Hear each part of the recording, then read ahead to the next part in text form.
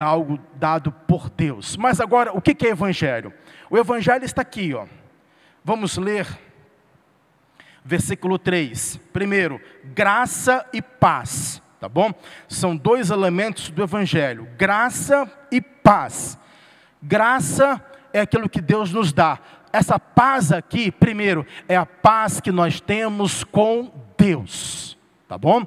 É a paz que Romanos 5:1, sendo pois justificados, temos paz com Deus. Então, duas coisas que Paulo ministra à igreja da Galácia: graça e paz. Dois elementos da justificação, da parte de Deus Pai e da de nosso Senhor Jesus Cristo. Ele coloca igualdade, o Deus Pai e o Senhor Jesus Cristo. Graças a Deus que os irmãos aqui não têm dificuldade nenhuma com isso, entende que o Deus Pai e o Senhor Jesus Cristo, embora duas pessoas distintas, mas são ambos da mesma essência e da mesma glória.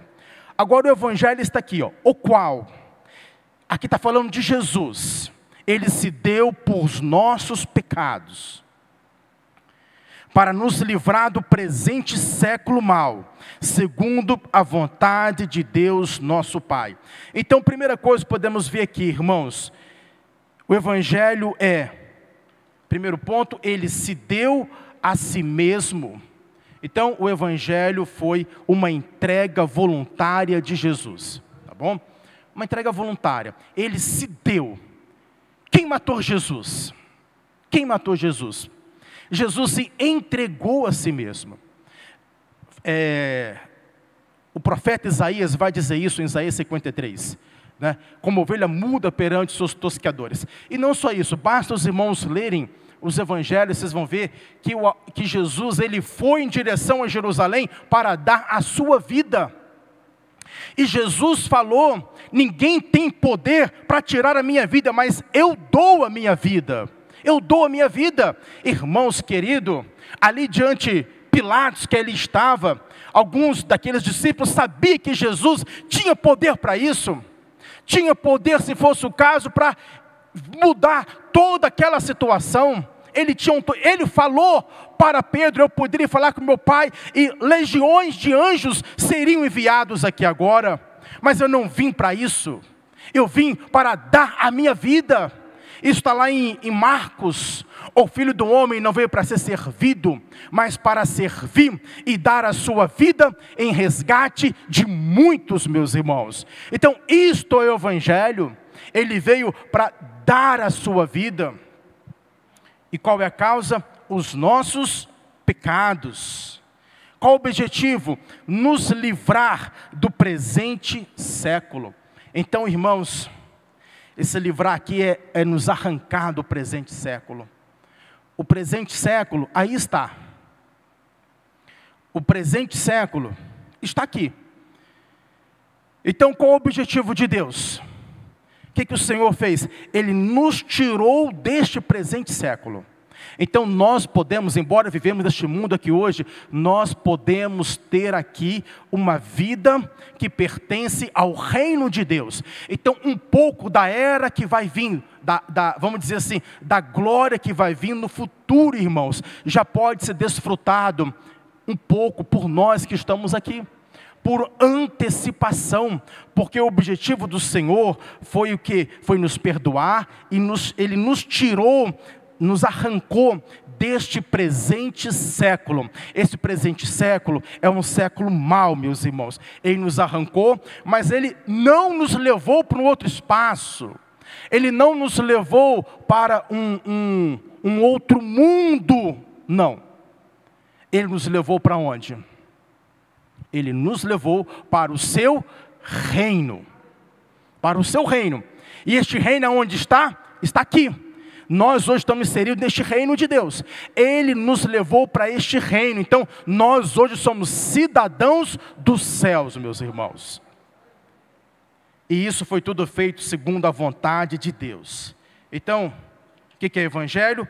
Qual é a boa nova? A boa nova é que Jesus Cristo, a quem Deus ressuscitou dentre os mortos, deu-se por nossos pecados para nos resgatar deste mundo perverso, de acordo com a vontade do Pai. Vou repetir. Qual é a boa nova? O que significa a palavra evangelho? A palavra evangelho, gramaticalmente, né? Ou etimológica, ela significa boa nova. Agora a segunda pergunta, qual é a boa nova?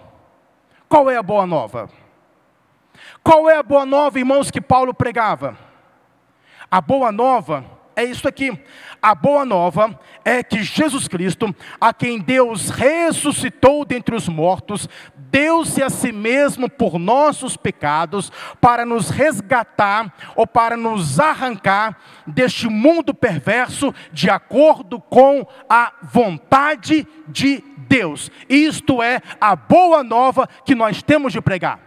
Amém? Esta é a boa nova. Esta é a única mensagem. Aqui não diz nada o que você tem de fazer, o que você precisa de fazer. Aqui diz apenas algo que Jesus fez por mim e por você. Então, nada mais pode entrar aqui, meus irmãos. Estavam querendo colocar o judaísmo aqui. Tem o evangelho, mas não é suficiente. Precisa ainda de mais alguma coisa para poder pertencer à aliança. E Paulo está dizendo que não precisa de mais nada. Esta é a boa nova. Agora, meus irmãos, no versículo 6, é que eu vou falar o conjunto para vocês. No 5 acaba-se uma sessão. Acaba uma sessão no 5. Geralmente, as cartas de Paulo, ela tem essa estrutura aqui, ó. Presta atenção. Tem introdução, saudação. Depois da saudação tem, vamos dizer assim, tem motivos de ações de graça. A carta, os irmãos sabiam que o nosso culto, a gente segue mais ou menos a estrutura de uma carta de Paulo? Os irmãos sabiam disso? Os irmãos observaram? É só você olhar. A carta de Paulo termina como? Com uma bênção apostólica. Geralmente assim, graça, paz da parte de Deus o Pai com vocês. Termina assim a carta de Paulo. Geralmente, a carta de Paulo começa com saudação, exatamente como nós começamos. Depois você vai andar um pouquinho, tem Paulo fazendo ações de graça. Ações de graça. Agradeço a Deus pela vida de vocês, agradeço a Deus pelo irmão fulano, agradeço pelo irmão ciclano. E depois tem aqui, às vezes ainda, tem algumas orações que Paulo fala, por causa